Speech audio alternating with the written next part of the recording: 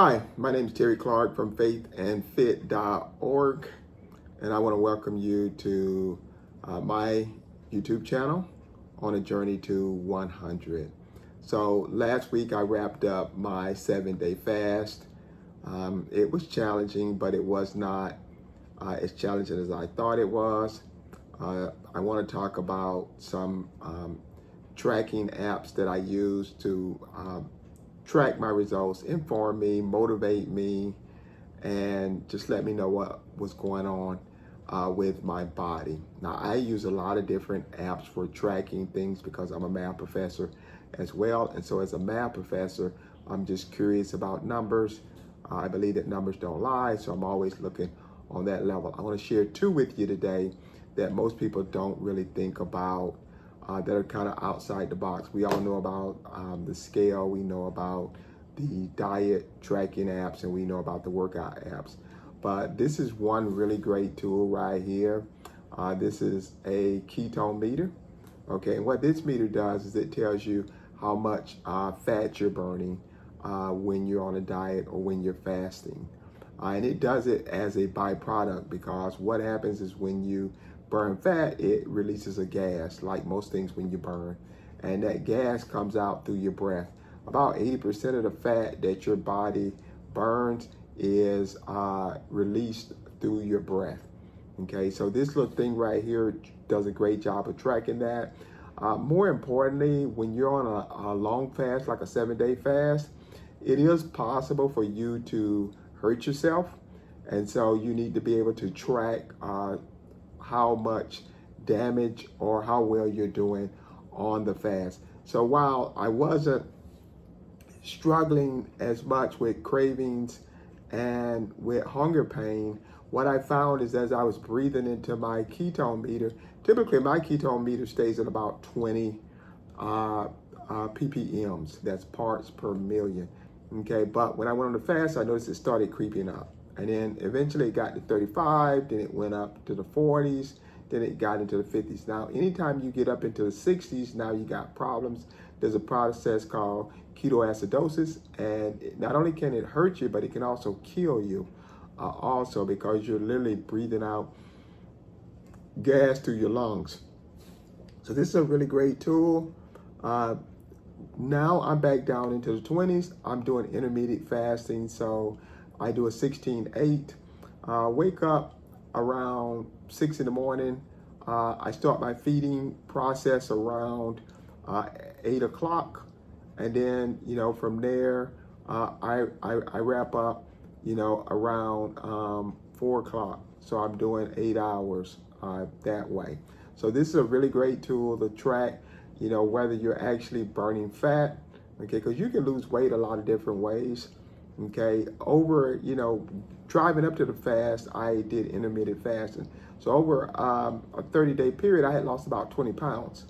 But about 8 of those pounds came back because that was water weight.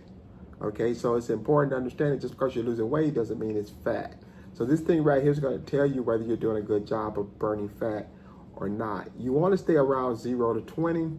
That's the optimum range. Well, the optimum range is 11 to 20. It's not 0 to 20. Because if you're at 0, you're not really burning any fat. So 11 to 20 is a really great range to stay at with this. If you get a little bit above it, it's not to be concerned. But when you start getting into the 50s, then that is serious concern with this thing right here. So this measures fat. Now the other tracking tool that I use is actually on my hand. Okay, this right here is what's called a mood ring. Okay, a lot of people don't realize that stress will not only kill you, but stress will prevent you from burning body fat. So you can sabotage your fitness journey and build muscle, prevent from building muscle, prevent from burning body fat just by having your cortisol levels raised. Your body does not separate the difference between emotional stress and physical stress. For your body, they're both the same. So while you're trying to recover from a workout, okay, or while you're trying to burn body fat, okay, you need to have less stress, because a workout itself is stressful and it creates stress so that your body can build up. But if you're having this emotional stress out there, you're never going to completely recover. So this mood ring tells me what mood I'm in. It helps me check my emotions. If it stays calm, then I'm kind of good. Okay. Also with the ring, it lets me know your emotions can also sabotage you another way, not just on the back end. They can sabotage you on the front end as well. If you're feeling depressed or not feeling good, then it's hard to get up for a workout. Okay, it's hard to exercise. And so you need to be informed about that. Being informed about your emotions, because the word emotions means energy in motion. Okay, so that's what emotions are, energy in motion. So this ring right here does a really great job. It tells me, what it does is it measures the heat coming from your hand and it changes. So it actually works. It changes different colors based upon how you're feeling. Now, sometimes, I'm a very demonstrative person. So, I get really happy. I can get really frustrated or angry at things.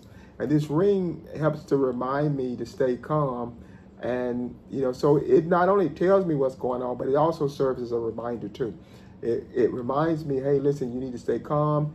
You don't want your emotions to sabotage your fitness and your health journey. Okay.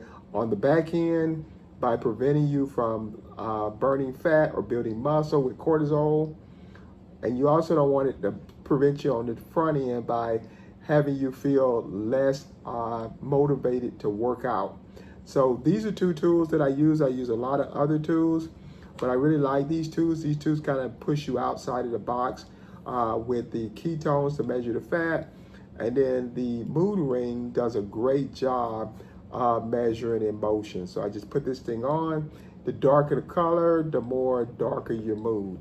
Okay, the lighter the color, the more vivid and emotionally expressive you are. Okay, so I've got an article out on this on my channel explaining in detail about this mood ring. I encourage you to go there and check it out. I'm going to drop it in the post below. You'll be surprised at the range of emotions this thing can measure. Okay, and your emotional health is just as important as your physical health. So on my journey to 100, these are things that I'm looking at because I'm trying to make it to 100. I have no intentions of letting stress kill me. And I also don't have any intention of letting stress sabotage my health and fitness journey. Okay, you guys remember what I always say. They may be bigger than you. They may be stronger. They may be faster.